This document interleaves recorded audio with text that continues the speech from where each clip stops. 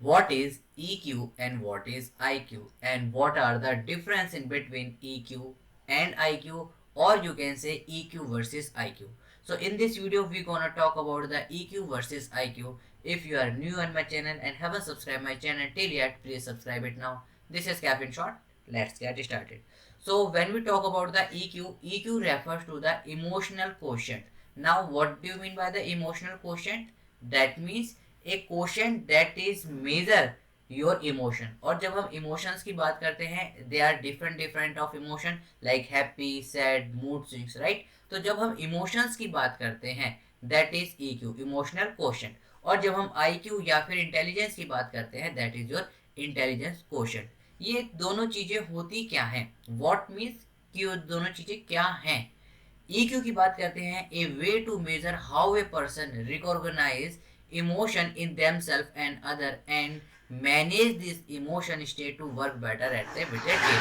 जब हम बात करते हैं EQ की, दैट मीन्स क्या होता है कि कोई एक पर्सन जो अपने इमोशंस को कितनी अच्छी तरीके से रिकॉग्नाइज करता है. सपोज करिए आप किसी एक वर्क प्लेस पे काम कर रहे हैं और आप हर छोटी छोटी बात पे क्या हो जाते हो? गुस्सा हो जाते हो. दैट मीन्स जो आपका इमोशनल कोशेंट है वो क्या है? काफी ज्यादा लो है. दैट मीन्स आप मैच्योर तो हो, बाय इंटेलिजेंट हो, लेकिन आप इमोशंस कंट्रोल नहीं कर पा रहे. कई बार आपने देखा होगा कि कुछ लड़कियां होती हैं जो बहुत जल्दी रोने लग जाती हैं. दैट मीन्स उनके अंदर क्या होता है? इमोशन कोशेंट काफी ज्यादा लो होता है. और जब आप किसी एक वर्क पे या वर्क प्लेस पे काम कर रहे होते हो तो आपका EQ काफी ज्यादा उसके अंदर हाई होना चाहिए. दैट मीन्स आप अपने इमोशंस को कितने अच्छे से कंट्रोल कर पा रहे हैं, that is your emotional quotient. वहीं पर अगर हम बात करें आईक्यू की, तो आईक्यू क्या है? A value that indicate a personal ability to learn. किसी एक पर्सनल की एबिलिटी क्या करने के लिए? लर्न करते हैं. कितनी अच्छी तरीके से लर्न करता है, कितनी अच्छी से अंडरस्टैंड करता है, और उस इंफॉर्मेशन को किसी स्किल्स के साथ कितनी अच्छी तरीके से कंबाइन करता है, दैट इज योर आईक्यू. अगर हम डिफरेंस की बात करें EQ और IQ में, तो यहाँ पर क्या होता है? जैसे कि मैंने आपको बताया, EQ is mainly related to your emotions. यहाँ पर हम क्या करते हैं? अंडरस्टैंड करते हैं किसको? इमोशंस को. यहाँ पर हम क्या करते हैं? इंफॉर्मेशन के रिगार्डिंग हम क्या अपनी अंडरस्टैंडिंग को डेवलप करते हैं और कितनी अच्छी से हम स्किल्स को यूज कर पा रहे हैं, that is your intelligent question. A high EQ means someone is self-confident, self-aware and able to handle difficult emotions experience, right? जैसे कि मैंने आपको क्या बताया, EQ क्या है? आपके इमोशनल से रिलेटेड है. तो किसी पर्सन का अगर हाई EQ मानते हैं हम, दैट इज वो क्या है? सेल्फ कॉन्फिडेंस है, उसको अपने ऊपर क्या है? कॉन्फिडेंस है. सेल्फ अवेयर है, दैट इज उस सिचुएशन से अवेयर है कि राइट नाउ मैं ऑफिस में हूँ, राइट नाउ मैं अलोन हूँ, या फिर राइट नाउ मैं अपने फ्रेंड्स के साथ हूँ. कई लोग आपने देखे होंगे बहुत जल्दी इमोशनल हो जाते हैं छोटी छोटी बातों पर, without considering the environment, right. वहीं पर ही हम अगर आईक्यू की बात करें, a high IQ may be able to learn certain subjects very quickly and make connection between ideas and the other thing. आपने देखा होगा कि जिस बच्चे की हाई आईक्यू होती है वो बहुत जल्दी कुछ सब्जेक्ट्स को बहुत जल्दी ग्रैब कर लेता है और उन आइडियाज को कोरिलेट करके उस चीज के अंदर बिल्ड कर देता है. Okay, that is your IQ. अगर हम बेनिफिट्स की बात करें, आईक्यू के बेनिफिट्स की अगर हम बात करते हैं, people with high EQ can often better recognise and control their own emotions. जो कि अपने इमोशंस को अच्छी तरीके से कंट्रोल करने लग जाते हैं. आपने देखा होगा कि हल्की सी कुछ बात होती है और आजकल बॉयज या फिर गर्ल्स क्या करने लग जाते हैं? अपने व्हाट्सएप स्टेटस पे सैड सैड स्टोरी डालने लग जाते हैं. दैट मीन्स जो उनका इमोशनल कोशेंट है वो क्या है? काफी लो है. And recognise emotional states in other to adjust their behaviour. जिनका EQ क्या रहता है? काफी ज्यादा हाई रहता है, वो अपने इमोशंस को कंट्रोल कर पाते हैं. और जिनका EQ क्या रहता है? बहुत कम रहता है, वो क्या कर पाते हैं कि अपने इमोशन के थ्रू उनका क्या रहता है? बिहेवियर बदलता रहता है. अगर वो रो रहे हैं तो उनका बिहेवियर बिल्कुल अलग होगा, अगर वो हंस रहे हैं तो उनका बिहेवियर अलग होगा, राइट.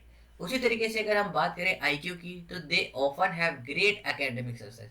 जिसकी हाई आईक्यू होगी डेफिनेटली उसके पास क्या होगा? ग्रेट एकेडमिक सक्सेस होगा.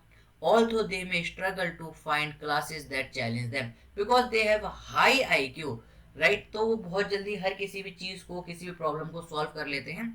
तो यहाँ पर उनके लिए क्या रहता है? उनके लिए आप कह सकते हैं स्ट्रगल रहता है कि उनको वो वाली एक कह सकते हैं आपकी चीज नहीं मिल पाती जिसको वो एक तरीके से एज ए आप कह सकें कि फेस ऑफ कर सकें, राइट, कि कोई भी प्रॉब्लम है बहुत जल्दी से सॉल्व कर लिया। तो समहाउ दे वांट कि प्रॉब्लम इतनी बड़ी हो कि वो सॉल्व करने में उसे टाइम लगे, राइट, कि जैसे कि वो वहाँ पर अपना माइंड यूज कर पाए, उनको लगे कि हाँ हमें भी परेशानी हो रही है किस चीज़ में। तो वहाँ पर क्या होता है, हाई आईक्यू वाले पर्सन पे थोड़ा ये स्ट्रगल होता है, because they solve each and every problem very quickly. Okay, अगर हम लिमिटेशन की बात करें तो EQ की लिमिटेशन क्या है?